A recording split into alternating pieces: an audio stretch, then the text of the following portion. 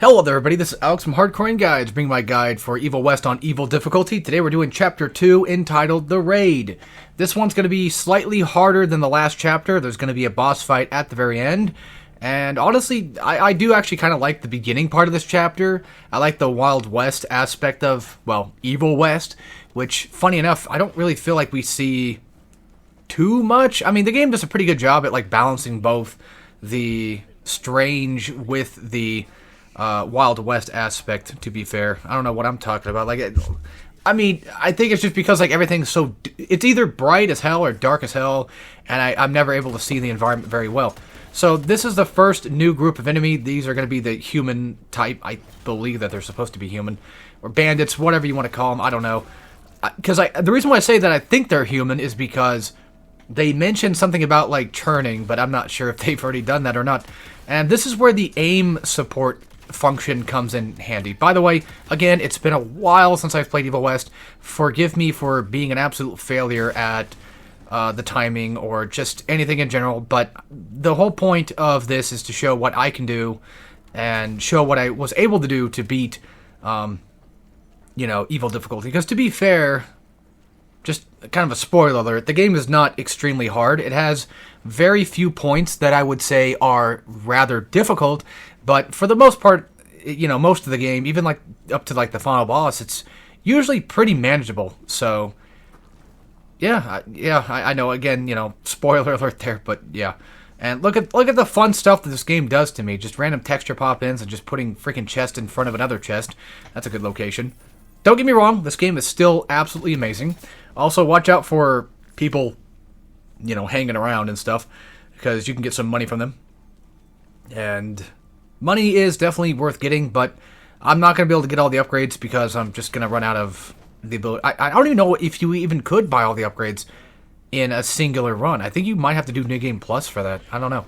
Which reminds me, New Game Plus stuff, that's not in terms of this game, but for Ninja Gaiden 4, I'm trying to think whether or not I want to do New Game Plus Master Ninja mode for Ninja Gaiden 4 or not. I don't think it really matters as much if I do end up doing it at some point, because it is a Platinum Games game, and they do New Game Plus. So, but it's also Ninja Gaiden 4, and they don't really do that for the harder difficulties, so I don't know. Alright, anyway, these guys are usually pretty easy to take down, the humanoid-type enemies. You just wait for the little spark to show up, pop them with a rifle, and there you go. And again, because it's been a bit since I played, I wasn't really sure exactly how mechanically the rifle worked fully. Again, I knew it was like a strong, easy shot thing. Like, it just, for here, it just decimates these guys. But I forgot how the reload worked. So you can actually reload it before putting it away. Because, like, the bullets do reload on their own on the top, or on the bottom right there, on that top button thing. That's basically representing the rifle itself. And it can be reloaded on its own with a cooldown, but you can also reload it quicker, too, by just doing it yourself. And you'll see me do that probably quite a bit in this game. Even though I do upgrade the weapon to potentially have better attributes, I still have to sometimes rely on the idea of doing that, but that's all just, I guess, situational. Also, because I have aim support on, it does kind of somewhat work against me just a tiny bit. And you'll see that, I think, in Chapter 4 I did, because I just recorded up to, I think, like, Chapter 4. And whenever I try to go aim to something completely different, like a TNT crate or something, the game will automatically aim toward the enemy, and I have to stay aimed in just to move the gun to point at something else, because it just snaps if I try to, well, unsnap it, I guess. But usually, yeah, like, you can aim and snap toward TNTs, but the thing is, in the middle of combat, the game has a priority where they'll choose, preferably, they'll preferably choose, like, enemies and stuff, no matter how big the size or how much of a fodder they are. So, Jesse says that this place is mostly a maze, and that's not entirely true. It's got pretty much just a nice little fork in the road, not too hard to really find your way out of. And funny enough, this is like the first time I've ever seen a game do this, but you can turn off spiders in this game, which I find insane. Like, can you imagine doing that in Uncharted 3? Having that entire spider chase section just basically just being blank? Or probably, if the game came out today and Flying Wild Hog did the same thing there too, they probably would have mostly made it to where it's just like some fog that chases you or something. I don't know. But yeah, I find that really interesting. I mean, the spiders don't do anything. They're just there to exist. But there's actually an arachnophobia turn off and on thing. I saw that before I even started up the game, and I was confused. I'm like, why is that even the thing? Alright, anyway, on to the next group fight. We have one big guy for right now, and we have a couple of mooks. And, of course, since we're still in early game, it's kind of hard to play against group fights. It's a little harder. It's not impossible, of course, but group fights are definitely going to be a lot more annoying. And once again, you'll see that in the later chapters where I start to struggle relearning the things that do actually help me with group fights. So, even like right there, like once you get the block mechanic, you can just use that instead of doing what I'm doing, which is dodging. But it's a bad habit I have of just dodging. I mean, I have to now anyway, but still. And yeah, just a second ago with the TNT thing, did showcase the whole thing I was talking about with the rifle, the Rentier rifle, not locking or just being stuck in lock on and having to basically fight it to move over. Also, this is kind of embarrassing, but it took me like an entire playthrough to find out what that little bar is underneath my health bar, and that is actually your XP bar, so that's how that works. I used to think it was some type of system like a rage meter or something, but then, you know, it would always just go back down. And in my first playthrough, I never really noticed it as much. I just kind of looked at it and just didn't really care until the game told me what it was, which was, I guess, a bad thing to do, but still. This area, not too bad. These next two fights, well, actually next three fights, the two down here and the one up there are not really that terrible. This is just mostly just a very basic mook fight. You don't have to deal with any of the elite big guys or anything like that. So, and if you want to push them into TNT or just save them for the next wave to explode on them to get them to walk up to the TNT, you can. But, you know, I just take them out as just the normal way I normally do. And luckily enough, I got a level up there, which I think you're going to get no matter what. I think this game works primarily on the idea that, you know, it's such a linear game that no matter what you do, you'll probably end up getting the same level up happening, at least early game, because I don't think this game has any sort of stat things, like any sort of, you know, oh, you did like a 50 hit combo or something, here's like an extra 50 points. I'm pretty sure this game does not have that, but I mean, I could be wrong. Again, it's been a while, but I don't think so. I'm pretty sure it does it. But there's that group, easy enough, not that bad. Please tell me I got the chest. Please tell me I did not miss the chest. I'm pretty sure I got it, but I dead offhand don't remember. Oh, thank God. Thank God I noticed it. I mean, it's glowing too, and yeah, that's why we need yellow paint, folks, because of people like me that just don't see what the hell we're doing. Which is funny, again, I talked about Ninja Gaiden 4, but they actually... I didn't realize it, but because I gotten so used to yellow paint, but they actually did add yellow paint in Ninja Gaiden 4. It's like, okay. No real reason for that. I mean, the games are still kind of Holloway-esque, so... yeah. But yeah, these little bugs, they're really annoying until you get the shield upgrade, and then that's when they become a little bit easier to deal with. But for right now, you just got to stick with the rifle shooting, and this is, again, pretty much why I prefer having the snap-on enabled, because of how just irritating these guys are to just deal with, like, on the fly. And having that quick reflex thing does help quite a bit, though, not gonna lie. And I turned this wheel because, if I remember correctly, I think you're supposed to turn this one first anyway.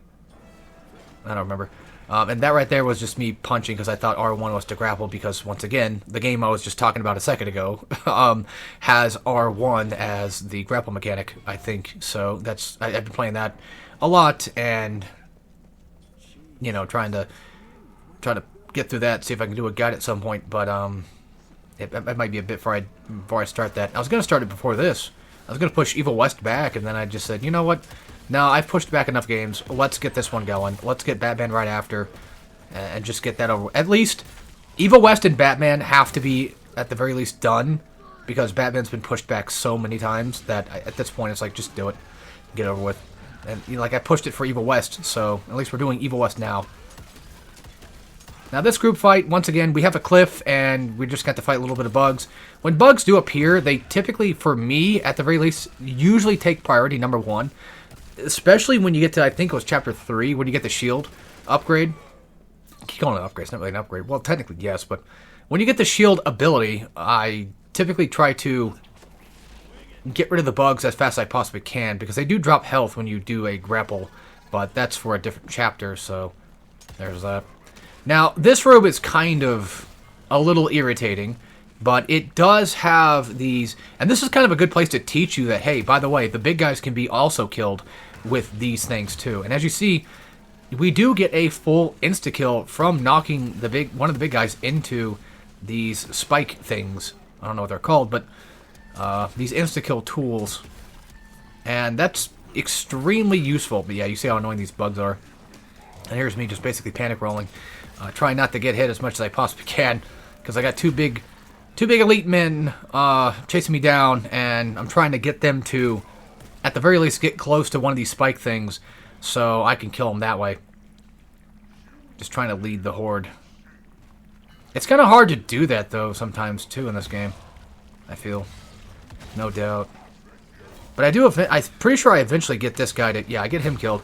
And at the very least, for me right now, since, it's early game, health is not really... I mean, to be fair, health throughout most of the game is not really a big deal. Because you do have a mechanic that allows you to heal on the fly. Well, I mean, not always, but... The LB...